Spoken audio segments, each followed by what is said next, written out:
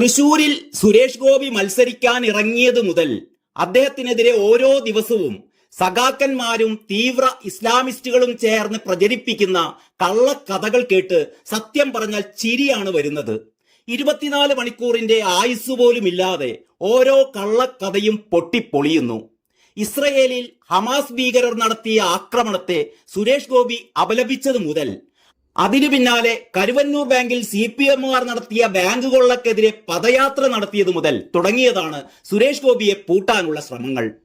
കോഴിക്കോട്ട് വെച്ച് മാധ്യമപ്രവർത്തകരുമായി സംസാരിച്ചു കൊണ്ടിരിക്കെ അതിലൊരു മാധ്യമപ്രവർത്തകയുടെ തോളിലൊന്ന് കൈവച്ചു എന്നും പറഞ്ഞ് സുരേഷ് ഗോപിക്കെതിരെ സ്ത്രീപീഡന കേസ് പോലും കൊടുത്തു. ആ കേസ് ഇപ്പോഴും പുരോഗമിക്കുകയാണ്. ഇതിന്റെ പേരിൽ സുരേഷ് ഗോപിയെ അറസ്റ്റ് ചെയ്താലും അത്ഭുതപ്പെടേണ്ടതില്ല. ഇതിനു പിന്നാലെയാണ് സുരേഷ് ഗോപി മാതാവിന് സ്വർണ്ണകിരീടം വഴിപാടായി കൊടുത്തതിന്റെ മൂല്യം ഉരച്ചു നോക്കാനുള്ള ശ്രമം.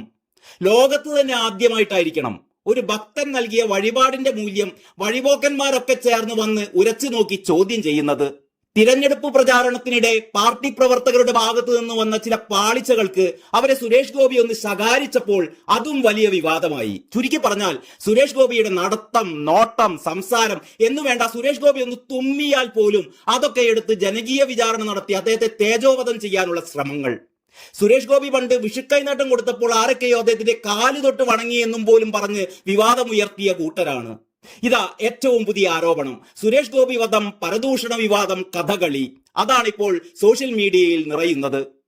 ബന്ധം മുതലെടുത്ത് പലരും സുരേഷ് ഗോപിക്ക് വേണ്ടി തന്റെ പിതാവിനെ സ്വാധീനിക്കാൻ ശ്രമിച്ചു എന്ന ആരോപണവുമായി കലാമണ്ഡലം ഗോപിയാശാന്റെ മകൻ രഘു ഗുരുകൃപയാണ് സുരേഷ് ഗോപിക്കെതിരെ ഫേസ്ബുക്കിൽ പോസ്റ്റ് ഇട്ടത്. വിവാദമായതോടെ അദ്ദേഹം അത് പിൻവലിക്കുകയും ചെയ്തു.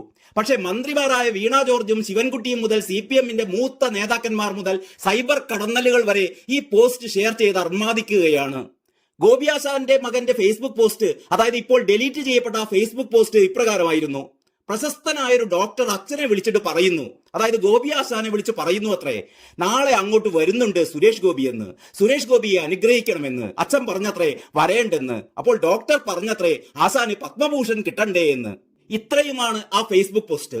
സുരേഷ് ഗോപിക്കെതിരായ ഈ ഫേസ്ബുക്ക് പോസ്റ്റിനെ ചുറ്റിപ്പറ്റി ചർച്ച കൊഴുത്തതോടെ ഈ പോസ്റ്റും ഡിലീറ്റ് ആക്കി ഗോപിയാശാന്റെ മകൻ പകരം പുതിയൊരു പോസ്റ്റ് ഇട്ടു. അതിങ്ങനെയാണ്: ഇന്നലെ താനിട്ട പോസ്റ്റ് എല്ലാവരും ചർച്ചയാക്കിയിരുന്നു.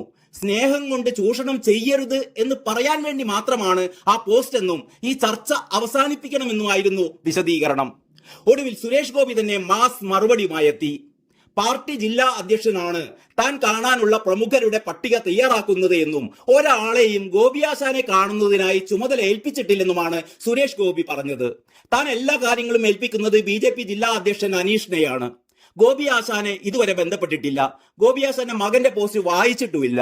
മുമ്പ് പലതവണ ഗോപിയാശാനെ കണ്ടിട്ടുണ്ട്. മുമ്പ് അദ്ദേഹത്തിന് മുണ്ടും നേരിയതും നൽകി വണങ്ങിയിട്ടുണ്ട്. അദ്ദേഹത്തിന്റെ വീട്ടിൽ പോയി ഭക്ഷണം കഴിച്ചിട്ടുണ്ട്.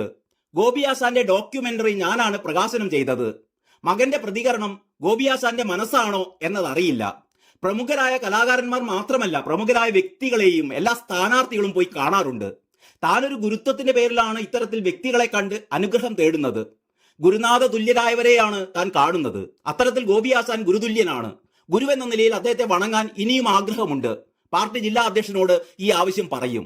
ഏതായാലും ഇനിയും ഈ പോസ്റ്റുമായി അർമാദിക്കുന്ന സഖാക്കന്മാർ ഒരു കാര്യം മനസ്സിലാക്കിയാൽ നല്ലത്. കലാമണ്ഡലം ഗോപിയാശാൻ അല്ല ഇങ്ങനെ പറഞ്ഞതും പോസ്റ്റ് ചെയ്തതൊന്നും, മകനായ ഗുരുകൃപയാണ്. പ്രൊഫൈലിൽ കയറി നോക്കിയാൽ അറിയാം, ഈ ഗുരുകൃപ നല്ല ഒന്നാം തരം CPMകാരനാണ്.